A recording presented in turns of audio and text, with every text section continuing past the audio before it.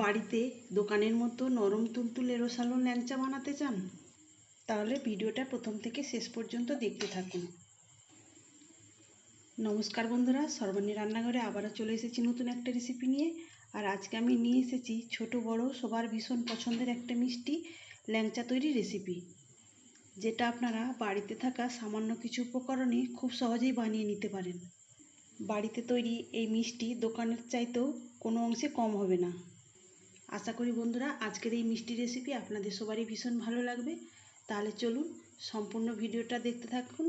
ভালো লাগলে একটা লাইক দেবেন, সেই সঙ্গে যদি নতুন বন্ধুরা এসে থাকেন অবশ্যই আমার চ্যানেলটিকে সাবস্ক্রাইব করে আমার পাশে থাকার অনুরোধ রইল।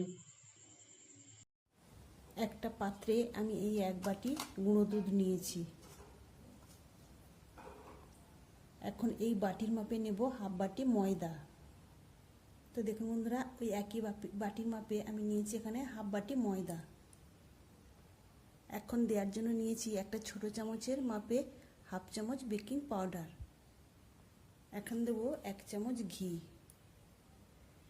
এখন এই সব কিছু উপকরণ হাত দিয়ে খুব সুন্দর করে মিশিয়ে নিতে হবে।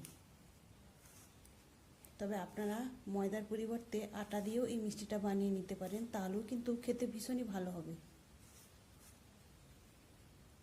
এখানে দেখুন বন্ধুরা, আমি ঘিয়ের সাথে খুব সুন্দর করে মিশিয়ে নিয়েছি।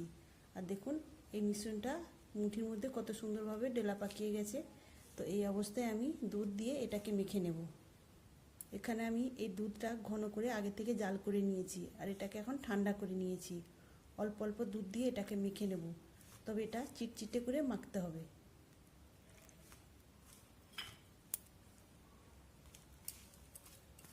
এখন হাতের মধ্যে লেগে যাবে, তাতে কিন্তু অসুবিধা নেই। এটাকে রেস্টে রেখে দিলেই দেখবেন খুব সুন্দরভাবে সেট হয়ে যাবে। তবে এই মিশ্রণটা খুব শক্ত করে মাখলে হবে না, এইভাবে চিটচিটেভাবেই মেখে নিতে হবে। তো এইভাবে আমি মেখে নিয়েছি। এইভাবে মেখে নেওয়ার পর এটাকে এখন রেস্টে রেখে দেবো 10 মিনিট। 10 মিনিট পরে ঢাকা চাপাটা আমি খুলে নিয়েছি। আর দেখুন এই মিশ্রণটা কত সুন্দরভাবে সেট হয়ে গিয়েছে, এখন আর হাতের মধ্যে লেগে যাচ্ছে না। তবে এটা এখন আমি মাখবো না। এই অবস্থাতে এক সাইড থেকে আমি অল্প অল্প করে মিশ্রণ নেব। তবে তার আগে আমি হাতে অল্প একটু ঘি মেখে নিয়েছি। ঘি মেখে নিলে আর হাতের মধ্যে লেগে যাবে না। এবার এখান থেকে অল্প অল্প করে নিয়ে আমি মিষ্টি শেপ দিয়ে নেব। তো অল্প একটু নিয়েছি, এবার 2 হাতের সাহায্যে আমি এইভাবে প্রথমে গোল করে নেব। তবে আপনারা আপনাদের মতো করে মিষ্টিগুলো বানিয়ে নেবেন, গোল শেপে কিংবা লম্বা শেপে। আমি আজকে গোল শেপে করব না, এগুলোকে একটু লম্বা শেপে করে নেব। তো প্রথমে গোল করে নেওয়ার পর 2 হাত দিয়ে এইভাবে একটু লম্বা করে নিয়েছি। এইভাবেই আমি সমস্ত মিষ্টিগুলো বানিয়ে নেব। একই রকমভাবে আমি আবারও অল্প একটু মিশ্রণ নিয়েছি, নিয়ে এইভাবে গোল করে নিয়ে এইভাবে লম্বা করে নেব। বন্ধুরা আজকের এই মিষ্টি রেসিপি আপনাদের ভালো লাগলে অবশ্যই একটা লাইক দেবেন, সেই সঙ্গে যদি নতুন বন্ধুরা এসে থাকেন অবশ্যই আমার চ্যানেলটিকে সাবস্ক্রাইব করে আমার পাশে থাকার অনুরোধ রইল।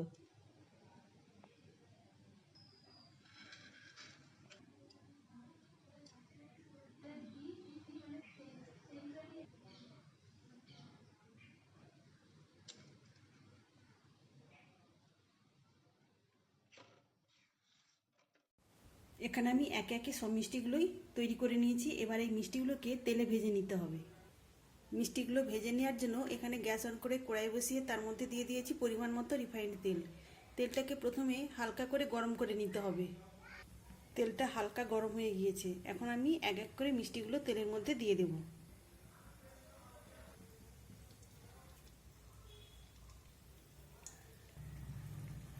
আমি সব মিষ্টিগুলোই তেলের মধ্যে দিয়ে দিয়েছি, আর দেখুন খুব হালকাভাবে বুদবুদ শুরু হয়েছে। আর গ্যাসের ফ্লেমটাকে লোতে রেখেই মিষ্টিগুলোকে ভাজতে হবে। ধীরে ধীরে দেখবেন এই মিষ্টিগুলো ফুলতে শুরু করবে। তবে এই অবস্থায় আমি কোনো কিছু দিয়ে নাড়াচাড়া করব না। বেশ কিছুক্ষণ পরে আমি কড়াইটা ধরে হালকাভাবে নাড়িয়ে দেব। দেখবেন এইভাবে করলে কড়াই থেকে আপনা হাতে মিষ্টিগুলো ছেড়ে যাবে। আর দেখুন মিষ্টিগুলো তেলে দেওয়ার পরই কত বড় বড় হয়েছে। আর এইভাবে বারে বারে আমি নাড়াতে থাকবো, তাহলে দেখবেন 4-5টাতেই খুব সুন্দরভাবে মিষ্টিগুলো ভাজা হয়ে যাবে। তবে এই মিষ্টিগুলো একটু সময় নিয়ে ভাজতে হবে, খুব তাড়াহুড়ো করে ভাজলে হবে না। বেশ কয়েকবার আমি একটু কড়াইটা ধরে নাড়িয়ে দিয়েছিলাম। এবার একটা কাঁটা চামচের সাহায্যে আমি এগুলোকে উল্টে পাল্টে দেব। আর বন্ধুরা, এই মিষ্টি দোকানের কেনা মিষ্টির চাইতেও বহুগুণে টেস্ট ভালো হবে। সবসময় বাজার থেকে কিনে মিষ্টি খেতে হবে কেন, এইভাবেই যদি আপনারা বাড়িতে বানিয়ে নেন তাহলে কিন্তু সবসময় আর কিনে খাওয়ার দরকারই পড়বে না। দেখুন বন্ধুরা, কিছুক্ষণের মধ্যেই এই তেলের মধ্যে মিষ্টিগুলো ফুলে কত কত বড় বড় হয়েছে আর দেখতে কতটা সুন্দর লাগছে। আর দেখুন ধীরে ধীরে কালারও আসতে চলেছে। তো আরও কিছুটা সময় নিয়ে আমি এগুলোকে একটু লাল করে ভেজে নেব। এদিকে মিষ্টিগুলো ভাজা হতে থাক, সেই ফাঁকে আমি একটা চিনি সিরা বানিয়ে নেব। চিনি সিরা তৈরি করার জন্য একটা প্যানের মধ্যে আমি 1 বাটি চিনি নিয়েছি। এখন ওই বাটি মেপে দেবো 1.5 বাটি জল। এবার গ্যাসটাকে অন করে দিয়েছি। চিনি সিরাটা এদিকে ফুটতে শুরু করুক, সেই ফাঁকে আমি মিষ্টিগুলোকে আর একবার উল্টে পাল্টে দেবো। এখন চিনি সিরার মধ্যে সুন্দর ফ্লেভারের জন্য 3টে ছোটো এলাচ মুখটা ফাটিয়ে দিয়েছি। সম্পূর্ণ চিনিটা জলের সঙ্গে মিশে গেলে খুব বেশি ঘন করার প্রয়োজন নেই, আমি মিনিটখানেক ফুটিয়ে নেব। এদিকে দেখুন মিষ্টিগুলোর সুন্দর কালারও এসে গেছে। আর আমি বেশি লাল করব না, এখন এগুলোকে তেল থেকে ছেঁকে তুলে নেব। সব মিষ্টিগুলোই তেল থেকে ছেঁকে তুলে নিয়েছি। আর এদিকে দেখুন চিনিটা সম্পূর্ণ গলে গিয়েছে। এখন আর আমি মিনিটখানেক এটাকে ফুটিয়ে নেব। মিনিটখানেক ফুটিয়ে নেওয়ার পর গ্যাসটাকে আমি কমিয়ে দিয়েছি। এখন এই মিষ্টিগুলো চিনি সিরার মধ্যে দিয়ে দেব। মিষ্টিগুলো চিনি সিরার মধ্যে দেওয়ার পর আমি মিনিটখানেক ফুটিয়ে নেব। তবে আমি মিষ্টিগুলো ঠান্ডা করে নিয়েছিলাম, তারপরে চিনি সিরার মধ্যে দিয়েছি। মিষ্টিগুলো দিয়ে আমি মিনিটখানেক ফুটিয়ে নিয়েছি। এখন গ্যাসটাকে অফ করে দেব। এখন মিষ্টিগুলো চিনি সিরার মধ্যে রেখে দেবো 1 ঘন্টা। ফিরে আসবো 1 ঘন্টা পর। ততক্ষণে দেখা যাবে মিষ্টিগুলো একদম ফুলে ডবল হয়ে গিয়েছে। এখানে দেখুন বন্ধুরা, মিষ্টিগুলো চিনি সিরা টেনে নিয়ে একদম ফুলে ডবল হয়ে গিয়েছে। আর দেখতেও দেখুন কতটা সুন্দর আর কতটা লোভনীয় হয়েছে। একদম দোকানের মতোই তৈরি হয়েছে। তাহলে বন্ধুরা, মিষ্টি খাওয়ার ইচ্ছা হলে আর দোকানে কিনে খাওয়ার দরকারই হবে না। বাড়িতেই আপনারা সামান্য উপকরণে এইভাবে মিষ্টি বানিয়ে নিতে পারেন। তাহলে বন্ধুরা, আজকের এই মিষ্টি রেসিপি আপনাদের কেমন লাগলো অবশ্যই কমেন্ট করে জানাবেন। আজকের মতো আসি, সবাই ভালো থাকবেন, সুস্থ থাকবেন, ধন্যবাদ।